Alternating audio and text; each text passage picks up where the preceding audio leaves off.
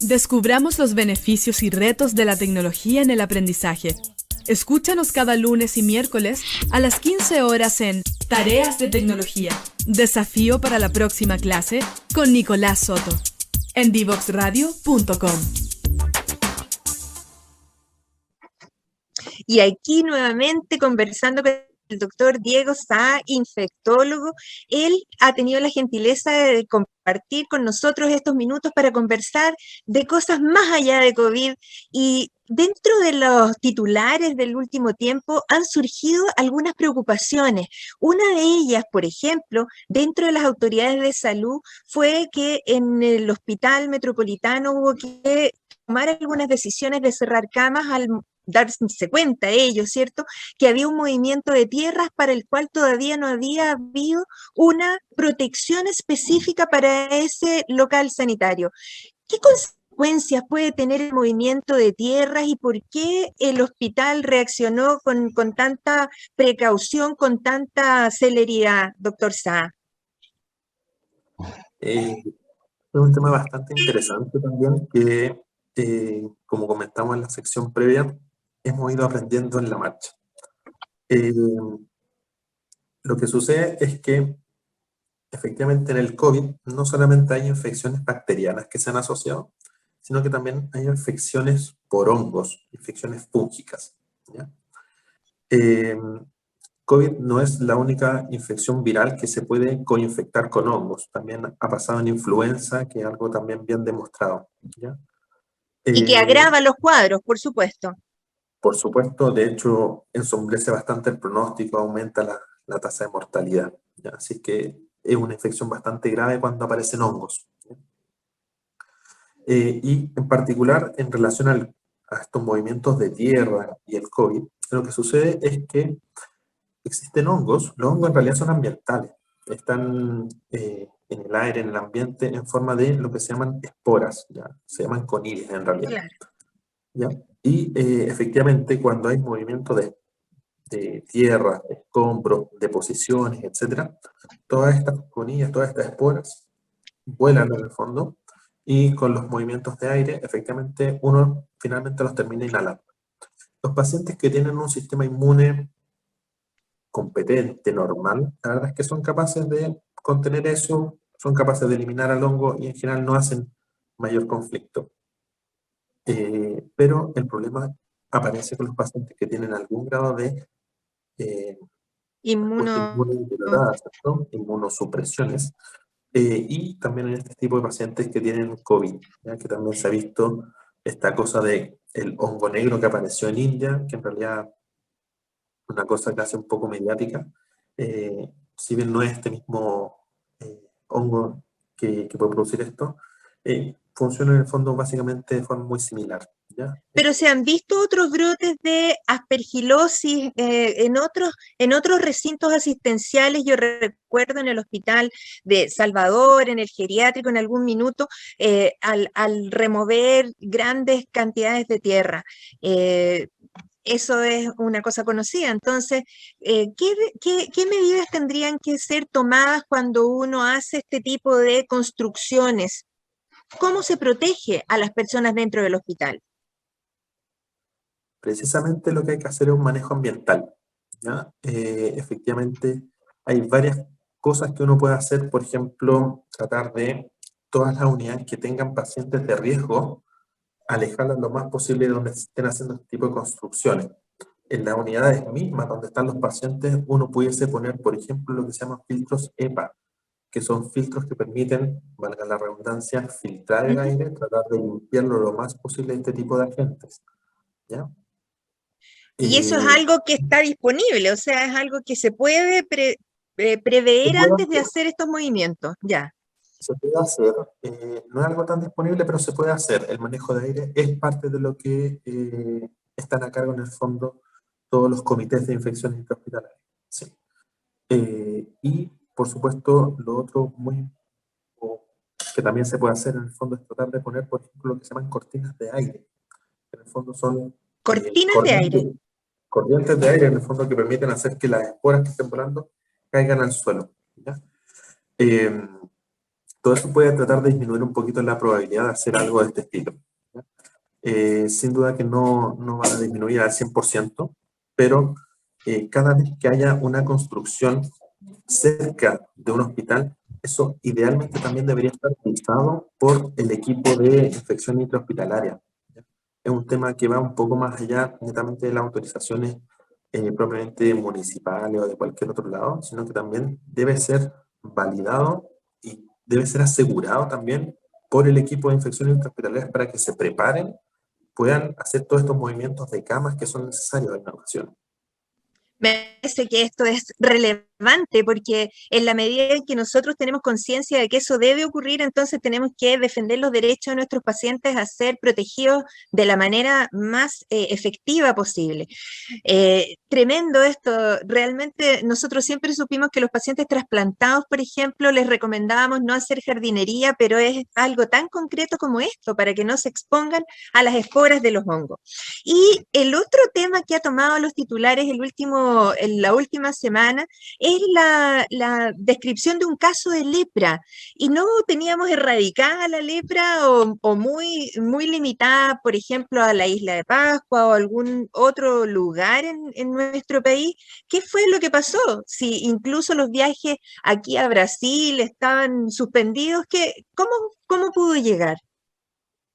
A ver, interesante el tema de la lepra, ¿ya? La lepra es una enfermedad, antiguamente se conocía como la enfermedad de Hansen, y que está producida por una bacteria muy particular, que es una micobacteria, muy similar a la tuberculosis, Ujú. pero que a diferencia de la tuberculosis, no es tan contagiosa como míticamente, tradicionalmente nos han hecho creer, ¿ya? Pero es que De estaba hecho, en la Biblia, que la lepra era el castigo a los pecadores. Job 18:13.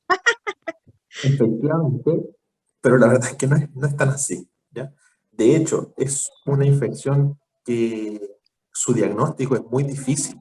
De hecho, una bacteria que no se puede cultivar en los medios habituales.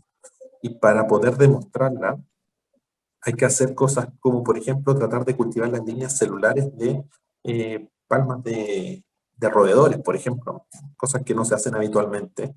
Y Y nadie las finalmente, piensa. no, por supuesto, acá en Chile nadie las piensa. Son cosas profundamente inhabituales y que para el diagnóstico finalmente se requieren estudios moleculares, ¿ya? Entonces, la verdad es que es poco frecuente, pero por supuesto, siempre hay ahí, por ahí algún caso. En Chile, efectivamente, Pero tiene tratamiento, afortunadamente, aunque ese tratamiento sea prolongado. es un tratamiento largo, prolongado, con combinación de drogas que no se usan habitualmente, eh, pero efectivamente tiene tratamiento. Hay varias formas clínicas también, dependiendo del tipo de Mycobacterium lepra, porque están Cuéntenos un poquito de eso, que existen es tan varias, inhabitual.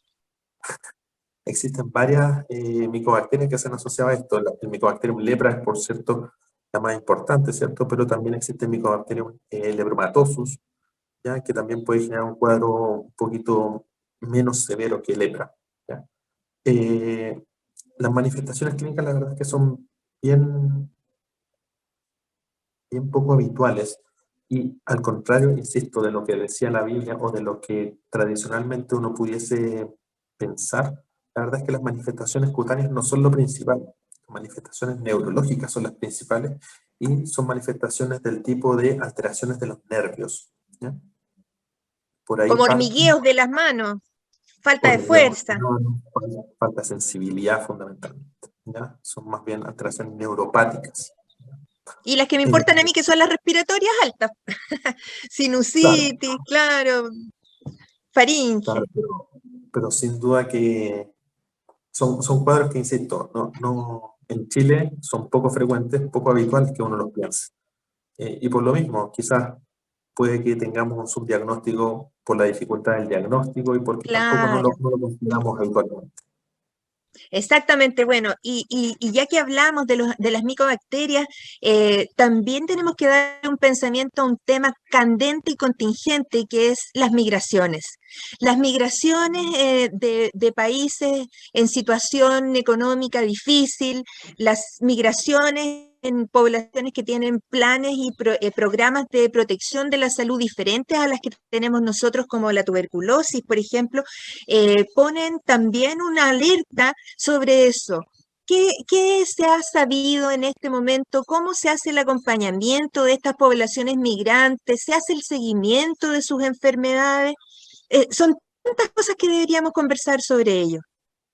Sí, la verdad es que efectivamente en la medida en que han ocurrido migraciones, y también son datos que hemos ido viendo en la vigilancia epidemiológica, ¿cierto? Que pone a disposición el ministerio, hemos visto que la tuberculosis, por ejemplo, ha ido cambiando un poquitito su patrón, no solamente en cuanto a frecuencia. Chile, la verdad, que tenía una frecuencia, una tasa de tuberculosis bastante baja, que estábamos llegando al borde de la erradicación y que efectivamente ha vuelto a subir precisamente gracias a que se ha hecho más prevalente, ¿ya? En base a migraciones, en base a también mayor presencia de pacientes con inmunosupresiones de distintos tipos, ¿cierto? Que tienen mucho más riesgo de presentar infecciones por este tipo de agentes. Eh, Como y cáncer o VIH u cáncer, otros. VIH, Uso quimioterapia, uso de corticoide. terapia Sí. biológica, eh, trasplantados, ¿cierto? Tantas cosas. Pero no solamente ha aumentado la prevalencia de tuberculosis, sino que también ha aumentado un poco también la prevalencia de tuberculosis resistente. Ah, Y aquí quiero hacer una cápita bien interesante, porque Chile efectivamente tiene un programa de tuberculosis, la verdad, bastante potente, que está soportado en el fondo con un cuerpo legal importante que faculta en el fondo para hacer diversas acciones clínicas y médicas para asegurar que los pacientes reciban su tratamiento. En ese sentido ha sido un ejemplo efectivamente modelo a nivel mundial. Y los resultados eran los que veíamos hasta hace algunos años atrás. una década. Lamentablemente, claro, lamentablemente con la aparición en el fondo, el aumento de prevalencia de la tuberculosis nuevamente y la aparición de la tuberculosis resistente, hemos tenido que ir adecuando nuestros esquemas terapéuticos. De hecho, hace muy poco el Ministerio emitió una nueva norma técnica sobre el tratamiento de la tuberculosis que cambió un poquito los esquemas actuales que teníamos. Y no solo eso, sino que también hemos tenido que ir avanzando en esquemas para el tratamiento de la tuberculosis resistente. Esquemas alternativos, más amplios y también más tóxicos, me imagino. Ese es el principal problema de la tuberculosis resistente. Si una tuberculosis sensible a los antibióticos habituales, uno la trata por 6 a 9 meses dependiendo del paciente, la tuberculosis resistente, hasta hace un par de años atrás, según el esquema más aceptado, que era un esquema que se llamaba de Bangladesh, uno lo trataba con 6 a 7 drogas por al menos 18 a 24 meses. O sea, eran Increíble. terapias extensas, muy largas, con fármacos, la verdad, bastante tóxicos. Entonces era muy difícil de llevar a cabo ese tipo de esquemas y por supuesto los pacientes abandonaban antes, no completaban tratamiento, se perpetuaba en el fondo la infección y finalmente terminaban fracasando los pacientes. En ese sentido, también, insisto, no todo ha sido malas noticias, también hemos tenido algunos avances, particularmente uno en Sudáfrica que se publicó el año pasado, de una primera experiencia, todavía bien limitada a un único centro en Sudáfrica, pero que, por ejemplo, está probando un esquema solo de 3 drogas, distinto a las 6 o 7 drogas que se usaron, Para para la tuberculosis pulmonar resistente. no solo pulmonar, puede ser de cualquier otro órgano, ¿ya? Perfecto. Y efectivamente están usando solo 3 drogas por 4 meses. Ya han obtenido resultados históricamente muchísimo mejor de lo habitual. Si la tasa de éxito en tuberculosis resistente era en torno al 60-70% en el mejor de los casos, con este esquema nuevo de 3 drogas por un periodo un poco más acortado, incluso se han obtenido tasas en torno al 90% de éxito. Entonces, la verdad es que, insisto, una buena noticia también, requiere por supuesto mayor confirmación, pero una luz de esperanza al final. Sí, por supuesto. Bueno, y Se nos está pasando el tiempo volando. Doctor Sá, denos usted una perspectiva. ¿Cómo ve desde aquí hasta diciembre o marzo? ¿Cuándo usted cree que ya estemos para respirar un poquito, sacarnos tal vez en algún momento la mascarilla? ¿Cuándo objetivamente vamos a tener un criterio para decir, sí, estamos saliendo de la pandemia? De COVID, por supuesto. Yo creo que lo más importante o el trabajo más duro ya se ha hecho, que es efectivamente el trabajo de la inmunización de la población.